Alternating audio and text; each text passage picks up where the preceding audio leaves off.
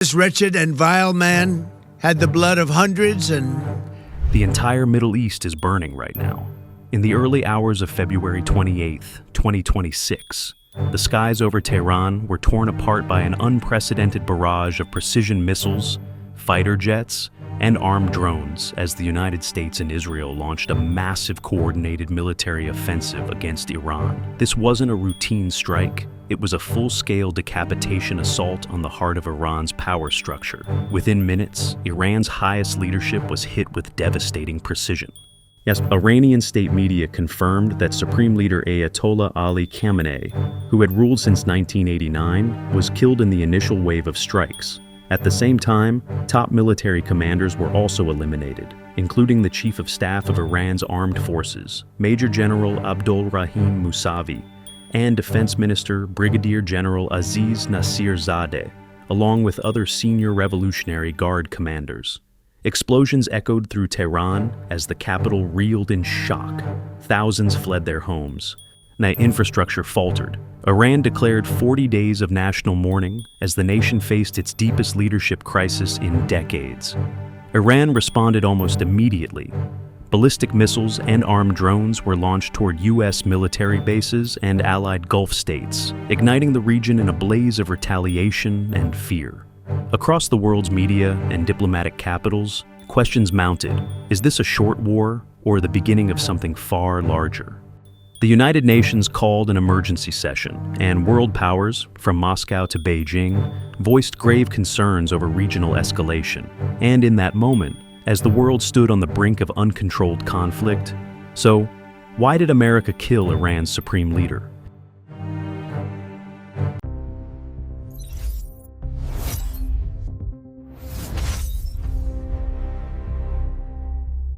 This story did not begin with missiles over Tehran. It began decades earlier, long before uranium levels, long before proxy wars, long before today's headlines.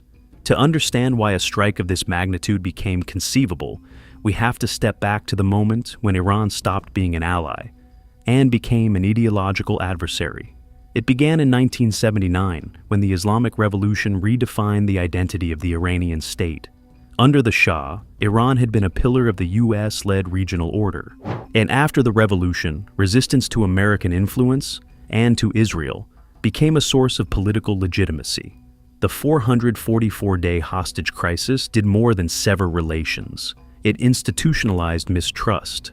From that point forward, hostility was no longer episodic. It became structural. Confronted with overwhelming conventional imbalance against the United States and Israel, Tehran avoided direct war. Instead, it developed a model of distributed deterrence, projecting influence through networks rather than territory. This evolved into the so-called axis of resistance. Hezbollah, Hamas, the Houthis, and Shiite militias across Iraq and Syria. Individually local, collectively strategic, these actors extend Iran's depth and raise the cost of confrontation. The objective is not battlefield victory, but persistent leverage through multiple pressure points. Over time, this architecture reshaped the region. Conflicts in Lebanon, Gaza, Syria, and Yemen became chronic rather than decisive.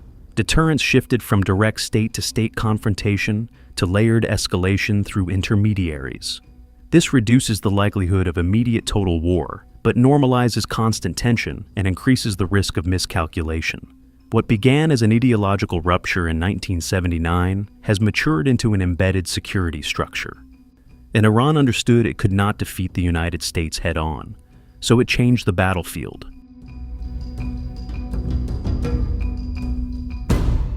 "60% uranium enrichment is not a nuclear weapon, but it is the level at which military planners begin recalculating timelines.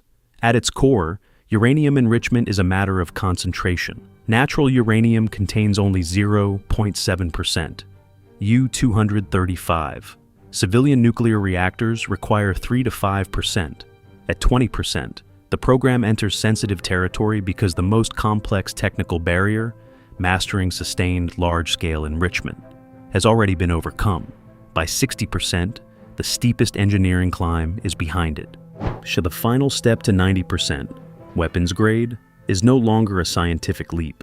It is an incremental process governed by centrifuge efficiency, stockpile volume, and, above all, political intent. This is why the decisive variable is not the percentage itself, but the shrinking breakout time, the period needed to produce enough fissile material once a political decision is made. Under the 2015 JCPOA, breakout time was estimated at roughly 1 year, creating strategic breathing space for diplomacy and verification. After the U.S. withdrawal in 2018, Iran expanded its enrichment capacity. Over the past 3 to 5 years, IAEA reports have documented sustained growth in 60% stockpiles, compressing breakout timelines from many months to potentially just weeks. That compression changes deterrence fundamentally. When timelines shrink, choices harden. This is Iran now sits in what analysts describe as a nuclear latency state. It has not declared a weapon and has not crossed the 90% threshold. Yet the remaining distance is measured less in technical capability than in political choice. The ambiguity is intentional. It preserves leverage without triggering automatic retaliation. But ambiguity carries risk. When the window to prevent weaponization narrows from years to weeks, strategic patience erodes. What one side frames as deterrence or bargaining leverage, the other interprets as a rapidly closing opportunity to act first. In that sense, 60% enrichment is not a bomb. Yet, in a security system shaped by mistrust and compressed timelines, it alters calculations almost as powerfully as if it were.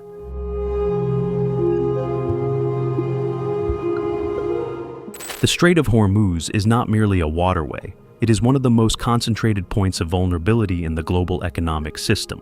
Nearly 20% of the world's daily crude oil consumption moves through this narrow corridor between Iran and Oman. A substantial share of Qatar's liquefied natural gas, vital to both European and Asian energy security, must also pass through it. Major economies such as China, India, and Japan remain deeply dependent on Gulf origin energy flows. A disruption here does not remain contained within the region.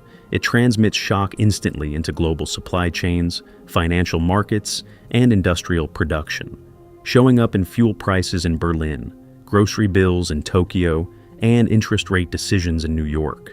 This concentration creates structural asymmetry. Iran does not need to seal the strait to exercise leverage. A credible threat, even temporary harassment of shipping, can raise insurance premiums, tighten supply expectations, and shift oil futures within hours. In highly financialized energy markets, perception can move prices as effectively as physical interruption. Geography becomes influence long before it becomes blockade. The strategic weight of Hormuz has intensified in the past 3 to 5 years. After the war in Ukraine, energy security shifted from economic background to geopolitical foreground. Europe reduced dependence on Russian gas and increased LNG imports. The United States expanded LNG exports. In reshaping trade routes and pricing structures, energy ceased to be a neutral commodity. It became a strategic instrument embedded in great power competition. Consequently, oil price fluctuations now transmit rapidly into inflation's expectations, central bank policy, and sovereign risk assessments across advanced and emerging economies. A crisis in Hormuz would not simply raise fuel costs. It would ripple through food prices, transportation networks, capital markets, and political stability far beyond the Gulf. This is why Hormuz matters globally. It is a narrow passage with systemic consequences. And when that clock starts ticking faster, military options start entering the room.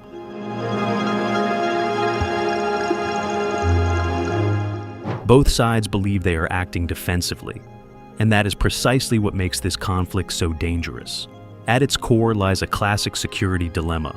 Measures taken by one state to increase security are perceived by the other as preparation for aggression. Each side's logic is internally coherent, yet externally alarming. For Israel, a nuclear-capable Iran represents an existential risk. With limited geographic depth and densely concentrated population centers, the margin for error is razor-thin. Waiting until Iran crosses the final threshold is seen not as restraint, but as exposure. Preemption becomes framed less as aggression and more as survival under tightening time constraints. For Iran, the logic mirrors the fear. Surrounded by U.S. military presence and constrained by sanctions, Tehran views missiles, proxy networks, and nuclear latency as defensive buffers against coercion. In this narrative, its strengthening deterrence is not expansion. It is insurance against vulnerability. The tension emerges when these defensive logics collide. What one side calls deterrence, the other reads as escalation. Enrichment becomes a countdown. Missile deployment becomes preparation for attack. Escalation, therefore, does not require hostile intent, only perception under uncertainty. As timelines compress and worst-case assumptions dominate planning, defensive adjustments accumulate into a cycle of reciprocal threat. This is why the conflict persists, not because either side openly seeks war, but because both fear that failing to prepare for it may invite catastrophe.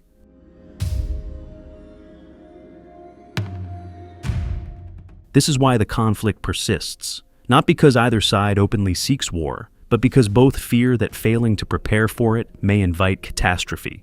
And when fear becomes doctrine, strategy begins to move faster than diplomacy. For Israel, the issue is existential. A nuclear-capable Iran would compress deterrence to an intolerable margin.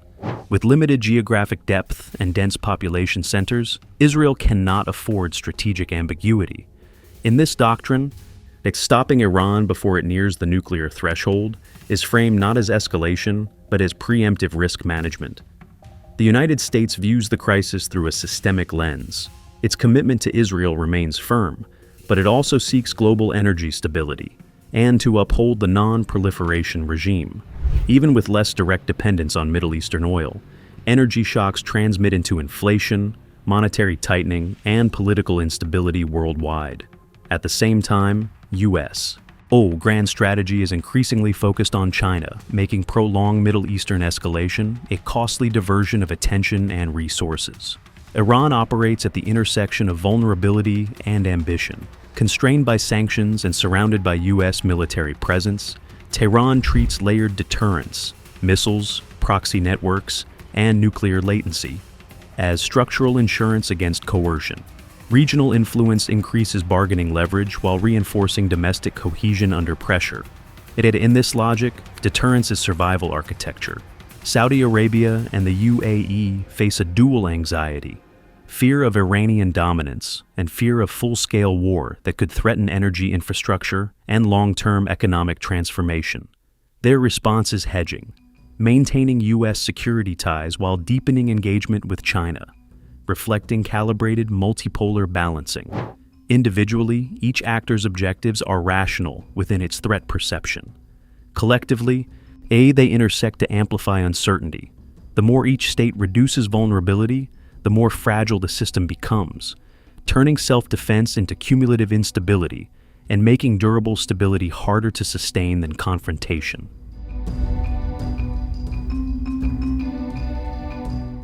Over the past several years, the Middle East has shifted from a U.S.-anchored security order toward a competitive multipolar dynamics. Iran's accession to the expanded BRICS framework reflects strategic diversification. By embedding itself within a bloc of major energy producers and emerging economies, Tehran reduces exposure to Western financial pressure and widens diplomatic maneuvering space. More broadly, A's regional states are seeking flexibility rather than dependence on a single institutional center. China's mediation of the 2023 Iran-Saudi rapprochement reinforced this transition. Beijing did not replace American military power. It expanded diplomatic leverage rooted in economic interdependence. Its influence derives from trade and energy connectivity rather than formal security guarantees, an appealing model for states wary of entanglement. The United States has recalibrated rather than withdrawn. While still central to regional security, Washington is prioritizing competition with China, relying more on deterrence and partnerships than large permanent deployments. This reprioritization creates strategic space for others. For regional powers, however, it also introduces uncertainty. If Washington steps back, who steps in, and under what terms? Russia has leveraged volatility and energy dynamics to sustain relevance, in particularly through deeper coordination with Iran and selective engagement in regional crises. The result is redistribution, not replacement. Power is dispersed across multiple centers: military, economic, diplomatic. Multipolarity widens options but complicates deterrence.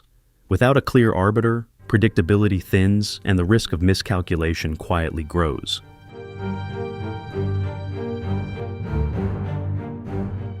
Each preemptive attack brings with it lessons of casualties and brutal savagery in history. A prime example is 1981, Israel's airstrike on Osirak, an aggressive preemptive action aimed at neutralizing Iraq's nuclear ambitions. This approach was mirrored in 2007 when Israel struck a facility in Syria suspected of nuclear development, establishing a troubling precedent for intervention. In 2003, the United States escalated this trend by invading Iraq under the pretense of confronting weapons of mass destruction. This military action spiraled into a prolonged conflict with repercussions that continue to resonate nearly 2 decades later. The assassination of Iranian General Qasem Soleimani in 2020 further exemplifies the volatility of military interventions. While intended to eliminate a direct threat, and such actions often exacerbate tensions and fail to tackle the underlying political issues. The fundamental takeaway from these historical precedents is clear. Preemptive strikes might temporarily delay immediate threats, but seldom address the core political challenges, frequently leading to prolonged instability. Achieving lasting peace and security demands comprehensive solutions that prioritize diplomatic dialogue and cooperation over reliance on military force.